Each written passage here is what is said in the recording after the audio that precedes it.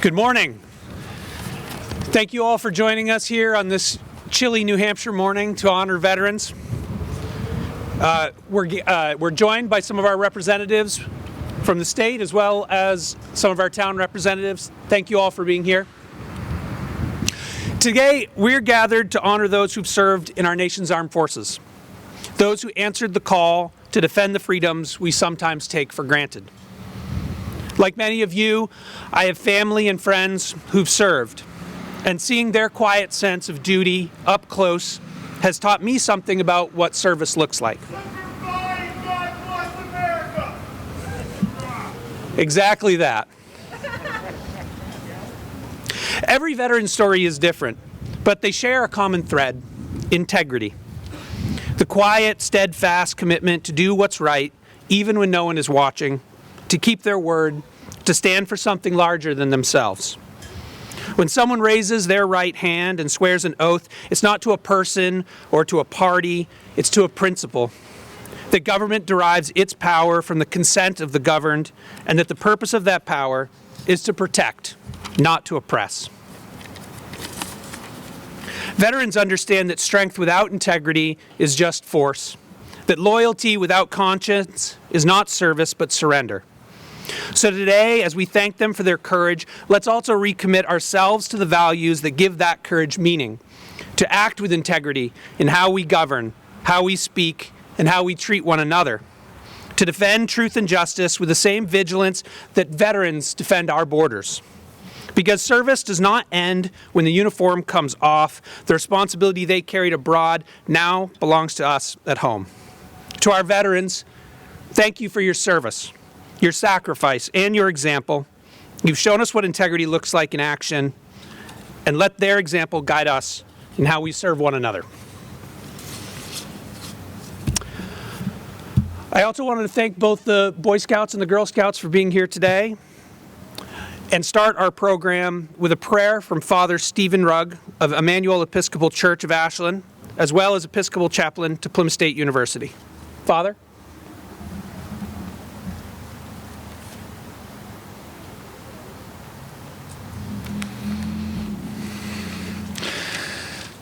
Let us bow our heads.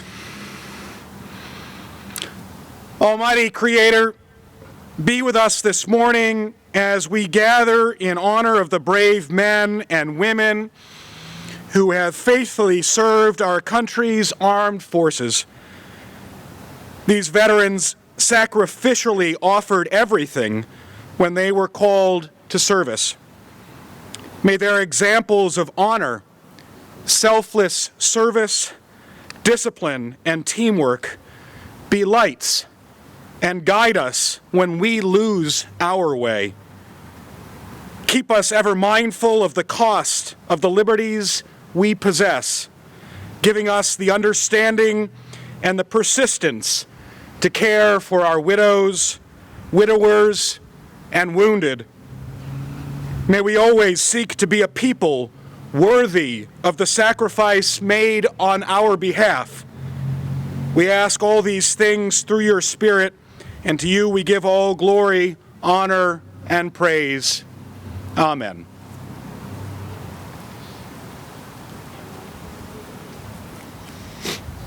Thank you.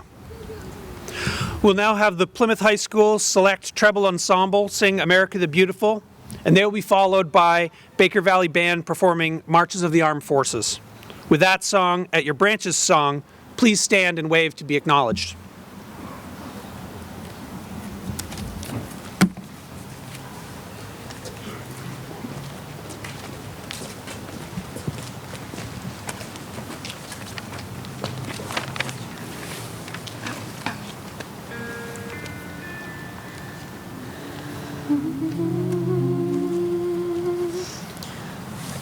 How beautiful for spacious skies are amber waves of grain, for purple mountains, majesties above the fruitful plain. America, America,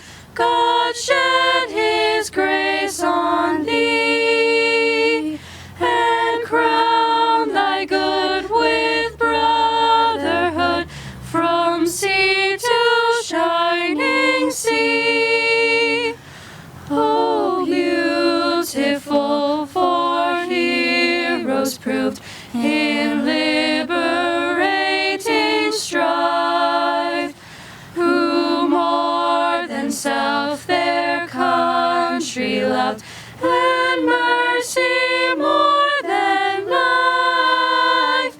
America, America, may God thy gold refine, till all success be nobleness, and every gain divine.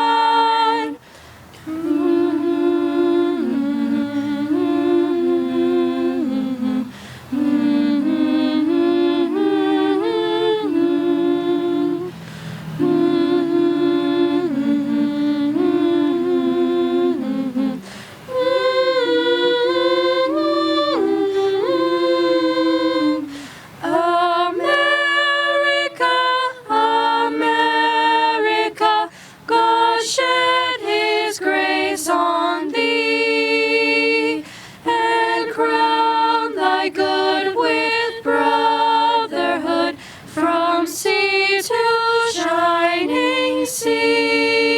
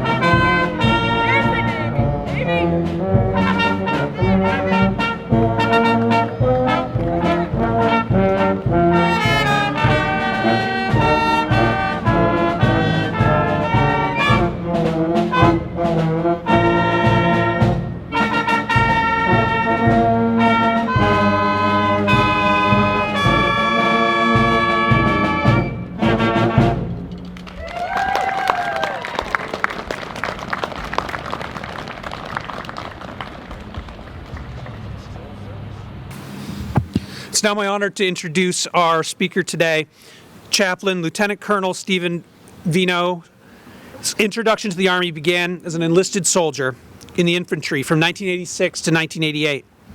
Many years later, after graduation from seminary and while serving in pastoral ministry, he joined the New Hampshire National Guard as a chaplain in 2003.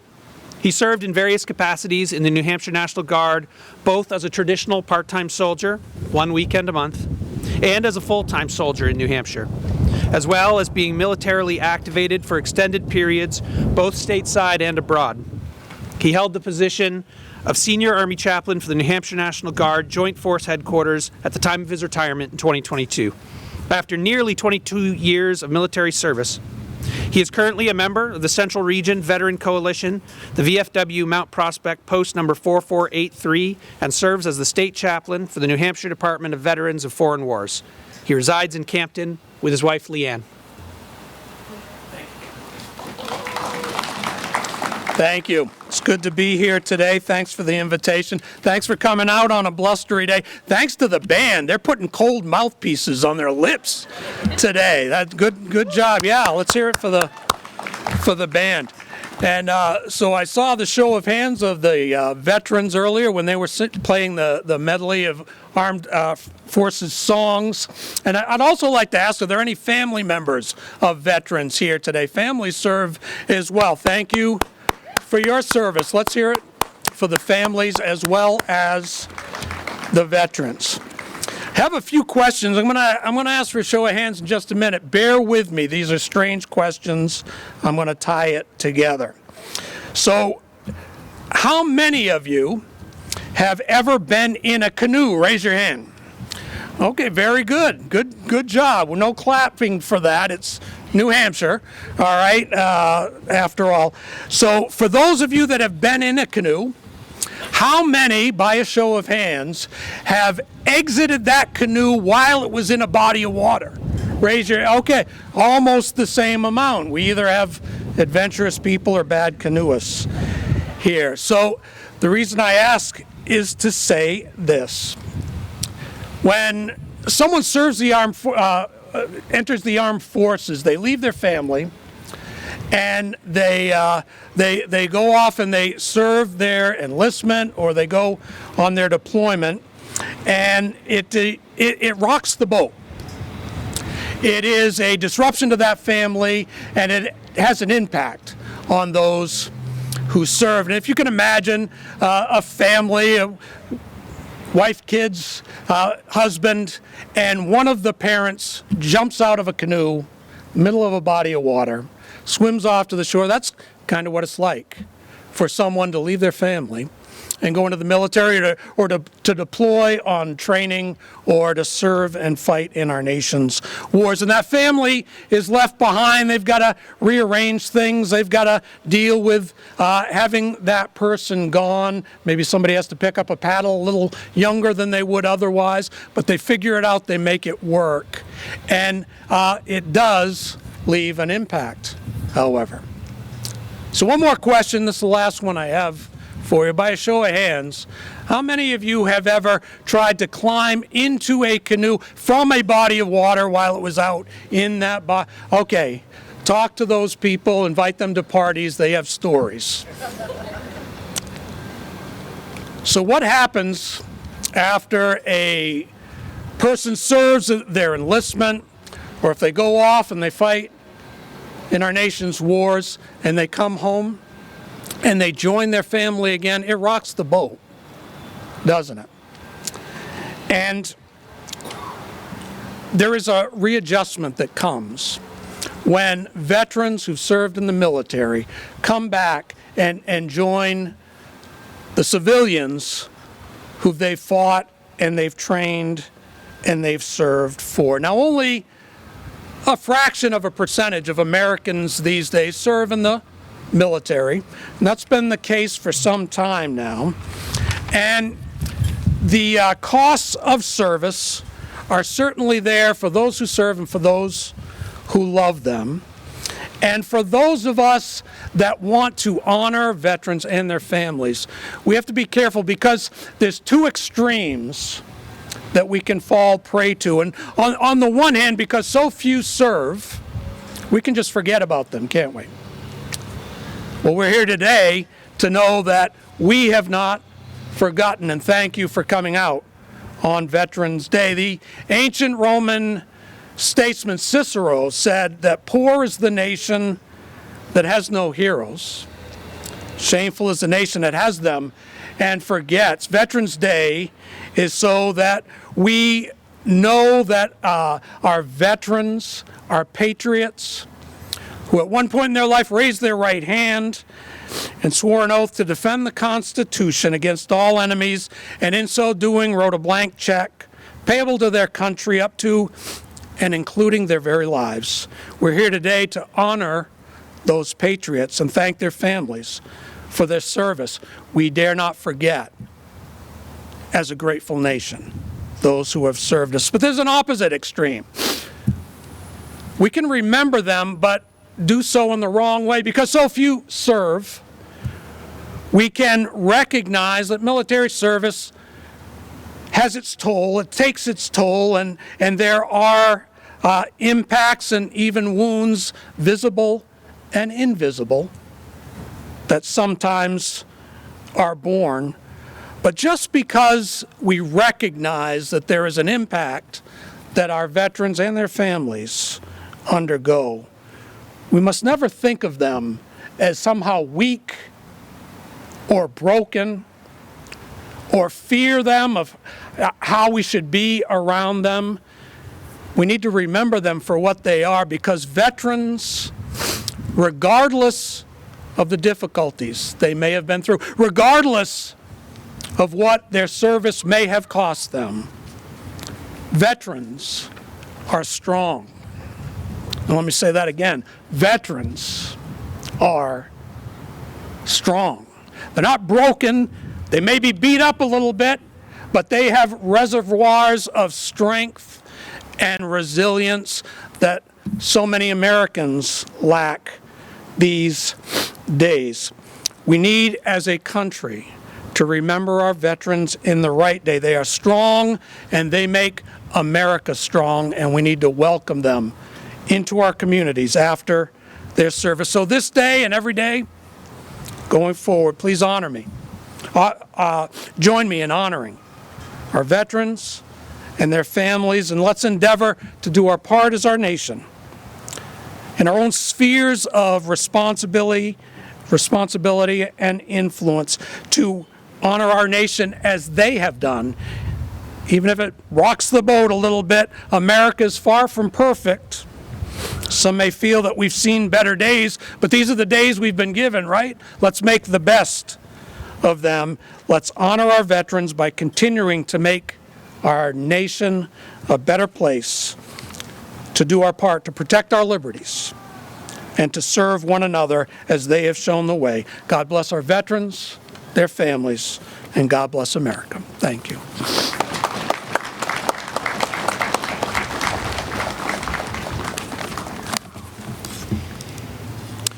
And now, Kate Donahue will read her Veterans Day poem.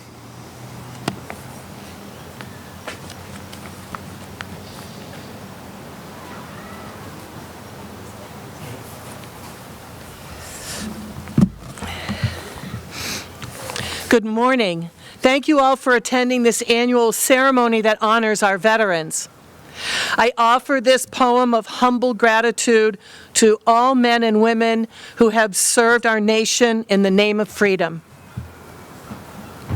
For our veterans, we thank our veterans for leading the way, those soldiers of our Revolutionary War, as we come together to honor this day. For the men of 1812 who held the British at bay, showing that we would not live as before, we thank those veterans for leading the way. Brother against brother is what historians say when civil strife at our country tore. Thus we come together and honor this day. It was the great one to end conflicts always, but the world turned and caused a second great war. We thank our veterans for leading the way. Cultures collided. Korea and Vietnam lay in their own struggles. Later, troops were called to serve in Desert Storm. We must remember to honor this day. To show our support, yellow ribbons were displayed for men and women in Iraq, Libya, Afghanistan. We thank our veterans for leading the way when we come together and honor your day.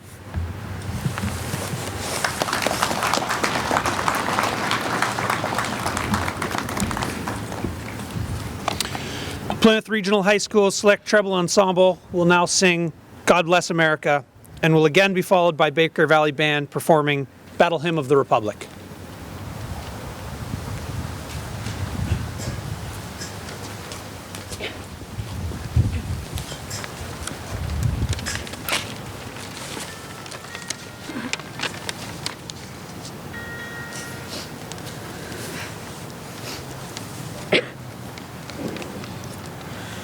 While the storm clouds gather far across the sea, let us swear allegiance to a land that's free.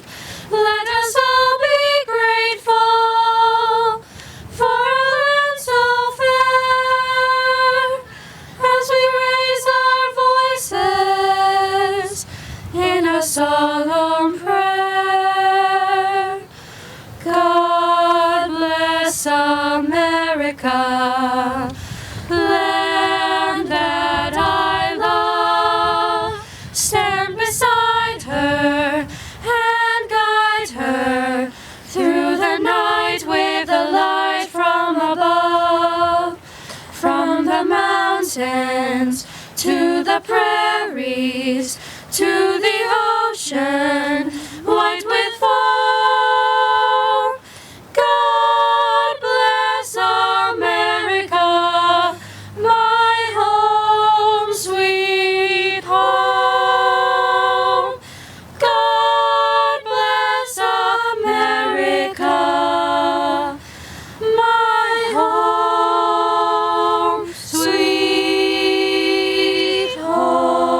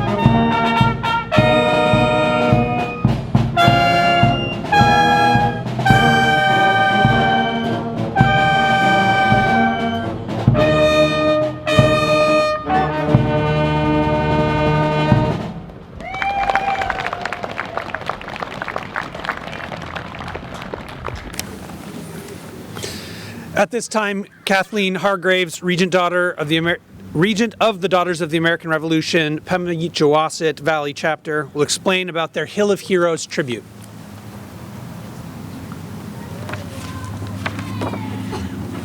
Good morning.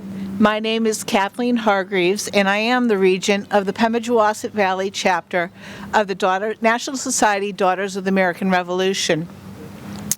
The DAR is the world's largest women's service organization, founded in 1892. Our mission is centered on historic preservation, education, and patriotism. With more than 190,000 members worldwide, DAR members contributed over 7 million community service hours last year alone. One of our major focus areas is service to veterans. This year, we are proud to introduce our inaugural Hill of Heroes on the Silver Center Hill at Plymouth State University. The Hill of Heroes is a tribute to our family, friends, neighbors, and community members who answered our nation's call to serve. We created this project to raise funds for local veteran initiatives. For a suggested $5 donation, each named veteran is honored with a U.S. flag, a marker listing their name, branch of service, and conflict, if applicable.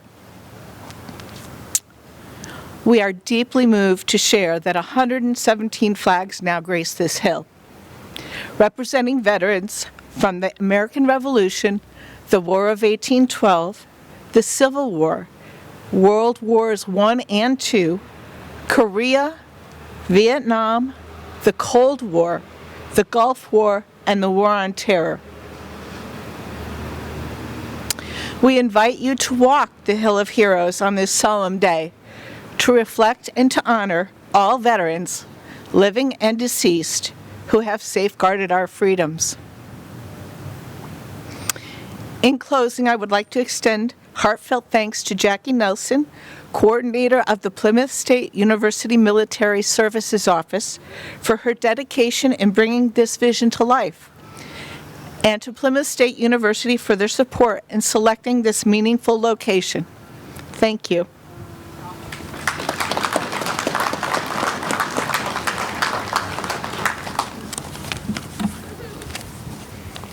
Well, speaking of Jackie Nelson, she's with us here today from Plymouth State University's Military Services Office, and she's led a meaningful project in which members of the PSU community contributed to a canvas honoring veterans. That's this canvas here to the left, my left, your right. That canvas is on display here, and we invite any members of the Plymouth community to add names to that canvas of veterans you wish to remember or honor. This concludes our ceremony today. Thank you all for coming.